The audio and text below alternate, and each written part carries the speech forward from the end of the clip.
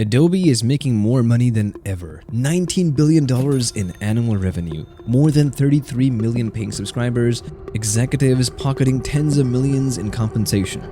But something else is happening at the same time. The king of digital design is on the road. Adobe's stock price has dropped by about 50% over the past year and a half. But now, a new competitor has appeared. After years of rising prices, hidden cancellation fees, and AI features nobody asked for, creatives finally had enough.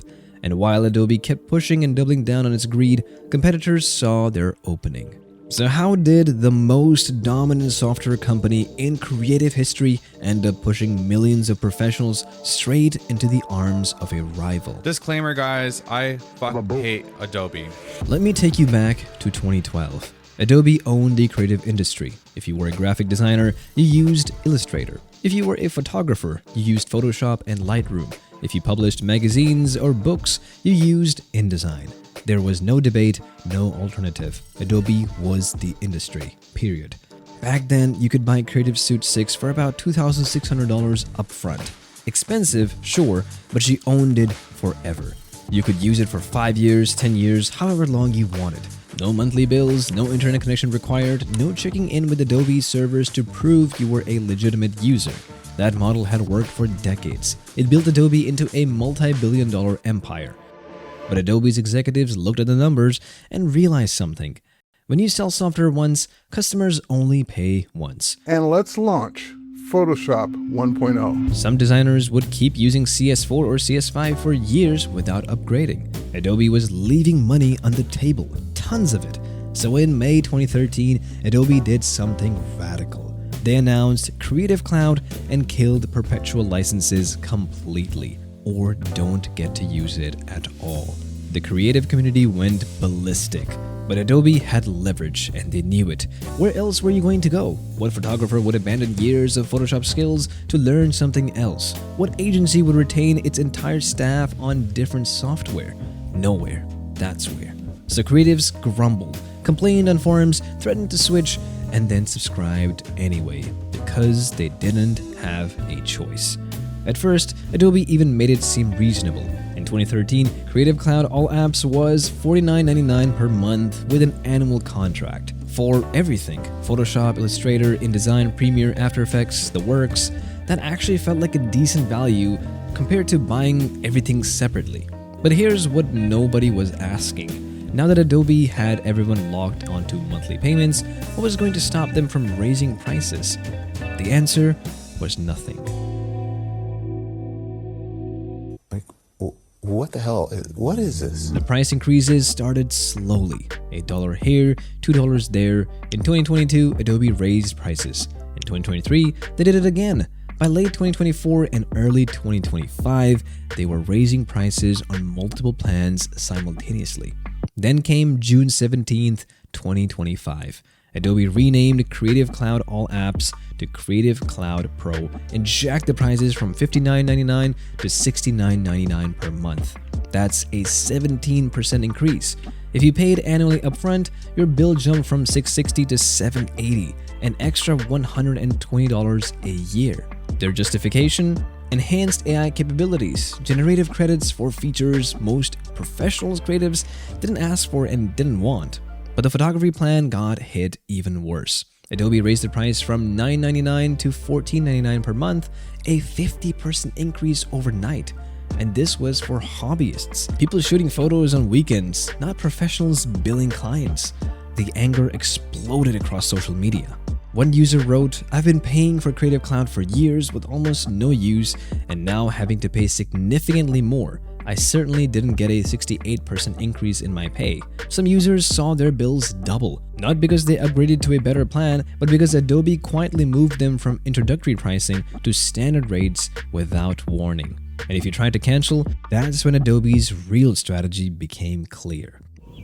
What the is this piece of shit? Adobe's most popular plan wasn't actually monthly. It was annual with monthly billing. The difference matters a lot. You think you're signing up for a flexible monthly subscription you can cancel anytime, but you're actually locked into a year-long contract. And if you try to cancel early, Adobe charges you 50% of whatever's left on your annual contract. Cancel after 3 months, you owe Adobe for half of the remaining 9 months. Depending on your plan, that could be $200, $300, even more. The fee wasn't just buried in fine print, it was actively hidden. You'd have to hover over a tiny icon during sign-up to even see a vague mention of it. Even then, Adobe wouldn't tell you the actual dollar amount you owe, and the cancellation process itself, deliberately terrible.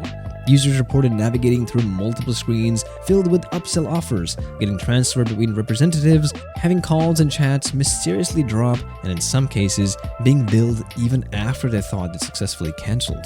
One user described the experience, "They moved me to beneficial terms where I paid €360, launching their software only a couple of times over the year.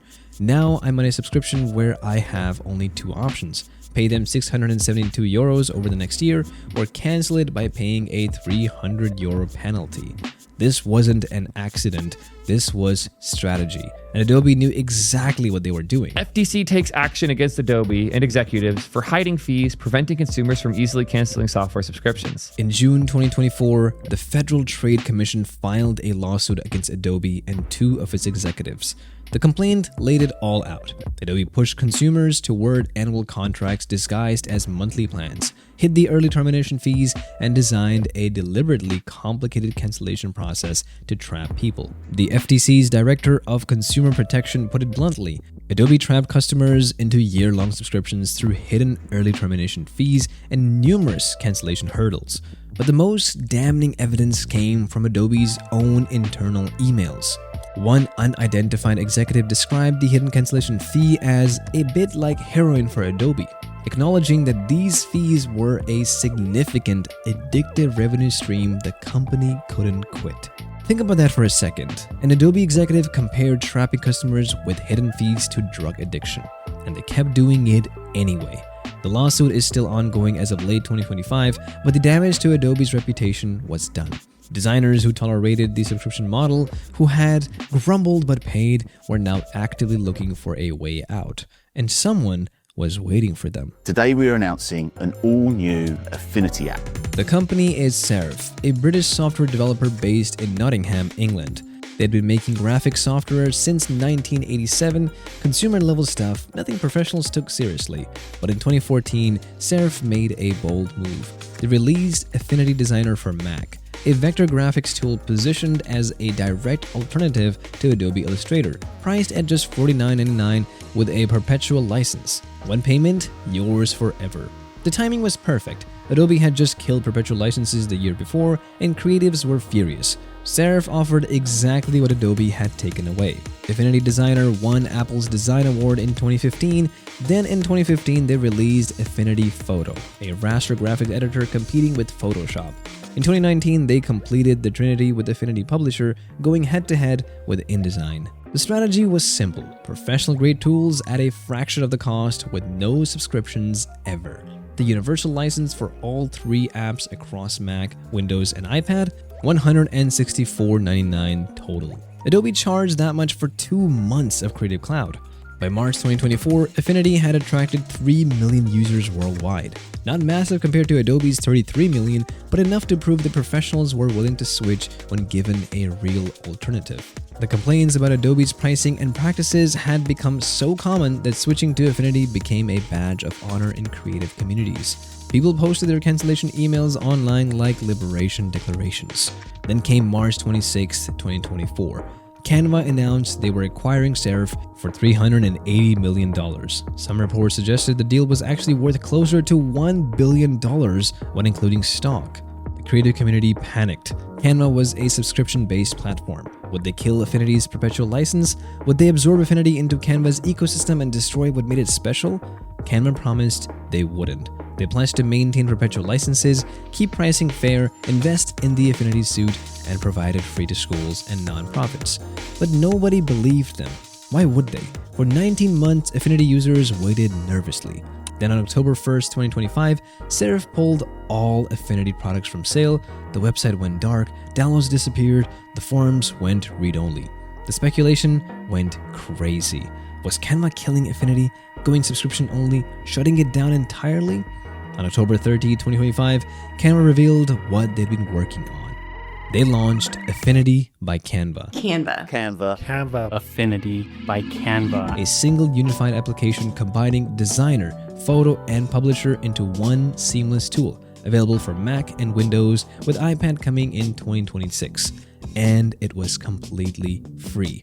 Not a trial, not a freemium version with crippled features, the full professional suite, everything Affinity had built over a decade. Free forever for everyone. The only things behind a paywall? AI features like generative fill and background removal, and those required a Canva Pro subscription at $15 per month. But the core professional tools that designers actually need, all free. Think about what that means. Adobe was charging creatives $70 per month, $840 per year, while adding AI features nobody asked for and hiding cancellation fees. And now Affinity was giving professionals the same core capabilities for free. The creative world went insane. Within hours, Affinity became one of the most downloaded apps on every platform. Designers who had been trapped in Adobe subscription hell finally had an exit. And Adobe, they stayed silent. Because what could they say? They'd spent years raising prices, nickel and diming customers, fighting lawsuits over deceptive practices, and pushing AI features nobody wanted, while Serif quietly built professional tools and gave them away. Adobe still dominates the market. They've got $19 billion in annual revenue, decades of industry integration, enterprise contracts worth billions, and a professional ecosystem that's incredibly hard to leave. But for the first time in 30 years, they're genuinely vulnerable. Because Adobe forgot the most important lesson in business. You can trap customers with contracts and hidden fees and market dominance, but eventually, people will find a way out, and when they do, they won't come back. The numbers tell the story. Adobe increased prices repeatedly while their CEO took home $44 million in compensation. They got sued by the federal government for dark patterns, they forced AI tools on creatives who just wanted to design, and Affinity, they built better software, sold it at fair prices, got acquired by a company that made it free, and watched millions of creatives finally escape.